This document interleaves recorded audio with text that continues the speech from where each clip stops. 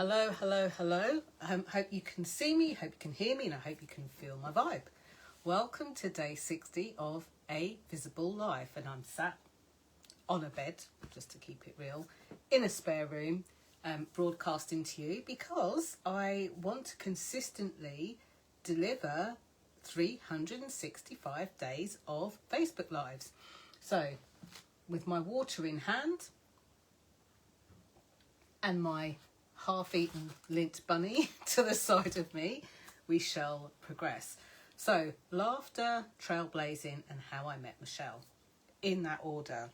This is what's been on my mind today because over here in the UK, where I live, is a bank holiday Monday, which is a holiday Monday, which means the banks are shut and some businesses are open, but some people are kicking back and relaxing, and some people I know are working. So I have gone down the route of having a day off, kind of. But I've seen a few emails and seen a few things. So why am I starting with laughter?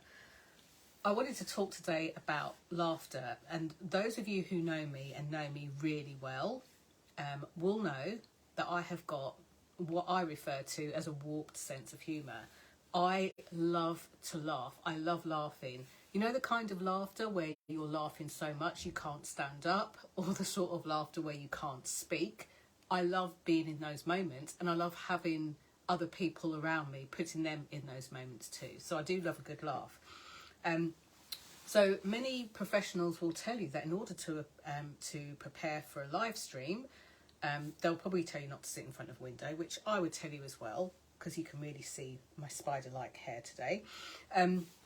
They will also tell you maybe to warm up the vocal vocal cords as well, which is a good thing to do, but maybe not too much, especially if you're like me, you speak a lot and you do a lot of videos and you do a lot of live streaming and a lot of training. You want to save the old voice, and you also want to lubricate it very regularly with water. Maybe a little bit of lemon juice if you like that kind of thing, but water. So I'm going to take another sip. What you don't want to do before a speaking gig is eat any dairy or eat chocolate, especially not rich Lindt Swiss milk chocolate. It's got loads of dairy in it, and you might not hear it, but I can hear it in my voice. So top tip. So in order to prepare for this video, I wrote some notes down, but I've actually been listening to like the most hilarious podcast I've listened to for a long time. And I thought, whilst I'm in giggle mode, why not just kind of, come live and share with you? So the second thing that I wanted to say is I wanted to talk about trailblazing. I reckon it must have been a week ago, maybe a few days ago, I shared the word trailblazing and said that I would let you know more. Now, I had planned to let you know more about the trailblazing stuff in a couple of weeks, but I thought I would come and share now. And that is the business, the Trailblazers Business Summit, which is being hosted by one of my good friends, Michele Gunderson. Now, I know that for those of you in business and those of you with your own businesses who may have been around the kind of tele-summit world for some years, might be slightly sick of hearing my good friend. But Michele really is a friend of mine. And I wanted to share on here how this opportunity came about by sharing why I say good friend for Michele and why it's not baloney.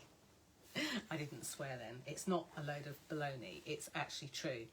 So the Trailblazer Summit is open to you even if you're already doing something in your business dream, but you want to go bigger, better and climb. She's got just over 25 people that are taking part in the summit, ranging from all sorts of topics that will be able to give you different perspectives on trailblazing in your business. She's got some very well-known names there and some up-and-coming people there as well, but they're all trailblazers in their own right. And I am going to be one of them. So I'll put a link to join in and register below. It's free, okay? And it will run from the 25th to the 29th of April. So if you get in now, today's the first day that it's actually been, kind of the doors have opened. So I thought, it's a bank holiday Monday, I want to share it with you. But I also wanted to share Michele with you, because this isn't somebody who I've seen is hosting a telly summit and I've paid them to be part of it. It's not a pay to play. I first met Michele in 2013. And this is true. Michele is Canadian, lives in Canada and travels all over the place and works all over the place as well. I was actually at an event in Las Vegas. Yes, it was Las Vegas. Green Valley Ranch. Apparently Michael Jackson had stayed there at some point as well. I met her at an event in Vegas, in a spa. Yes, in a spa. In the spa area of there. I'd written down, because it's just sounded really wonky when I said it. I met Michele in 2013 in Las Vegas in a spa. Yes, I know. Let me say some more. So I was actually at a conference in Las Vegas. It was a 3-day event, and it was really for business owners who wanted to be able to speak more and sell from the stage. And Michele was one of the people that had gone up to tell her story, to share her story. I remember being really inspired by her story, and I'm not going to spoiler alert it, but I was really inspired by her story, because she wasn't the stereotypical, hey, I've got a business and I'm the mutts nuts and I do all of this sort of stuff. She wasn't that person. She was very real, very humble, and I think for me at that point shared the most incredible story. It would have been May 2013. So I'd only been in business for 3 years. So I heard her share a story. I thought it was really inspirational. There were hundreds of people at this event, probably about 400 people or more at the event. So I didn't think I would have the opportunity to go and speak to her. And even though I love speaking to people, love being with people, love surrounding myself with people, love the energy of people, I found that at the event there was such juicy and great information being shared. I wanted to assimilate it. So by that I mean, what I do is when I hear good information, I don't necessarily take notes, because that's me trying to remember everything that they've said. Tip number 1, like, do this anytime, anywhere you need to.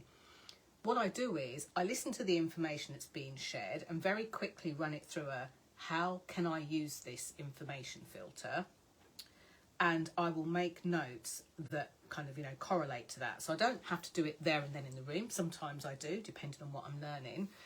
But how can I, how can I take this on board? How can I implement it? How can I use it? How can I do it? So I'd written down notes like that. And in the hotel, they had a spa. They had an indoor part of the spa and an outdoor part of the spa. And in the outdoor part of the spa, they had these gorgeous kind of sunbeds around and canapes. Now, they needed them because it was really hot, really hot. And even for someone like me that loves the heat and loves the sun, to sit out and be fried by the sun would have been a bit too much.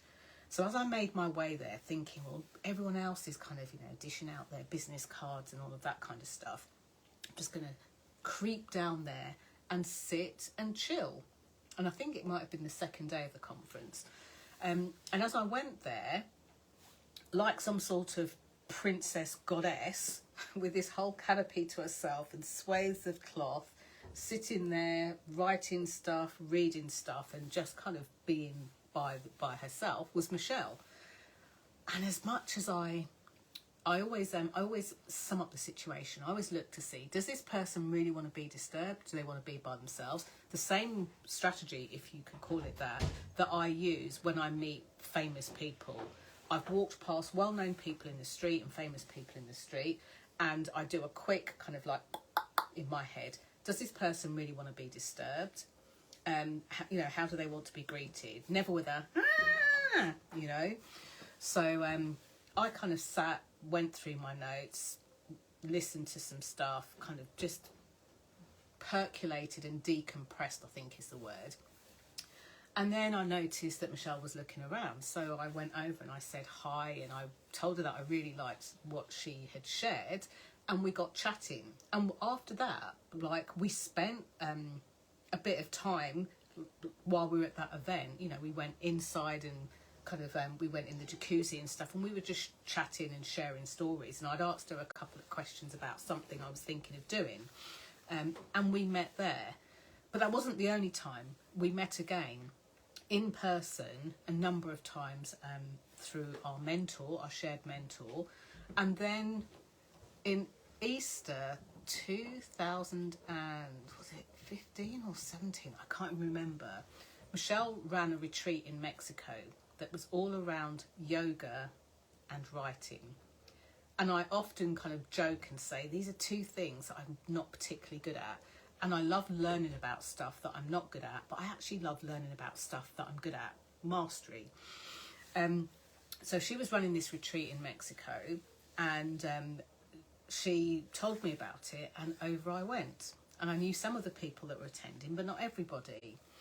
So over the years, even though it's only 10 years since we've met and known each other, I've had loads of in-person interactions with Michele, including a particularly difficult interaction and time that I had in America, where Michele saw something that I saw and didn't want to say that I'd seen. I'm going to keep that under wraps. And she called it out and she sorted it out. I will always be forever grateful to Michele for that. So we got to know each other over the years, and the reason that I'm telling you all of that, because a lot of you are like, well, I don't know who she is, who is she? I'm sharing that with you because I want to demonstrate this isn't somebody that I met online and have never seen or met and don't really know anything about them or their life. This is somebody that I've met a number of times in different places, in different guises. This is somebody that I've still kept in contact with, and we've connected through so many different scenarios. Like I say, the one for me where me and a friend, she called something out when I was in America, and other scenarios that I won't go into now. Now, many of you will know that I talk a lot about being visible, that I'm the visibility queen, known as the queen of being seen. And a lot of the time, I talk about my visibility activator system. There are 5 key pillars, and I just want to demonstrate with the Trailblazing Summit, Business Summit, and with Michele, how these have actually hit all of these. So there are 5 pieces to the kind of the 5 key pillars to the visibility activator system, a system that I created accidentally, inadvertently, I want to say, in 2008, and didn't realise it would even be a thing until I started a business in 2010. And what I realised was that whilst everybody needed their own way of being visible, their own way of being seen, what I realised was that there are repeatable key steps that help people. This is not about them looking at my system and having to do things in my way. This is about the person bringing who they are to this work, my work, and it's a framework so they can put their personality within my framework and have it work for them. It's very much the other way around of how many people talk about it.